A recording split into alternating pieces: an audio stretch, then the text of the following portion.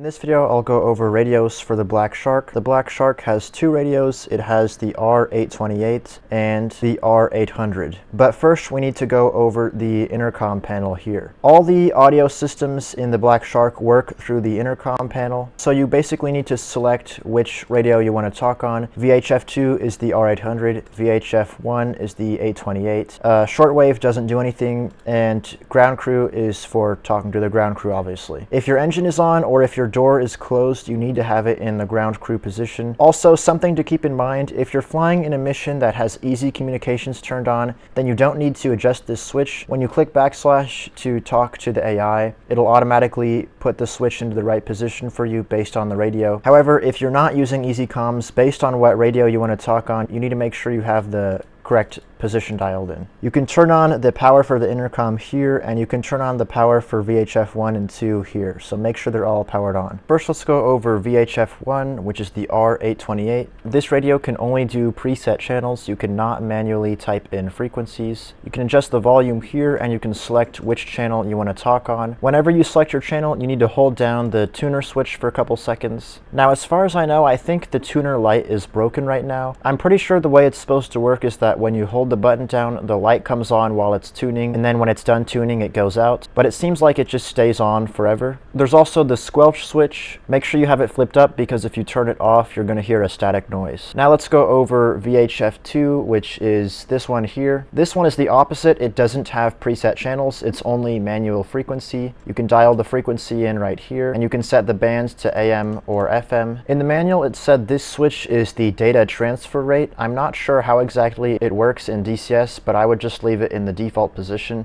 If you press the test button, it turns on this light. If you flip on the emergency switch, it dials it to the guard channel, which is 121.5 megahertz. Also, in the manual said, if you set it to the guard channel with the emergency switch, you won't be able to transmit on that channel. It's just for listening. Here's the squelch switch, and this is the ADF switch. If you flip it on, you can use it to travel to a VOR station. The VOR stations are these little hexagons on the map. You can see this one's 113.6 megahertz. So if I dial it into 113 and flip up the ADF, you should see the yellow needle here move. I forgot to dial in the 0.6 here.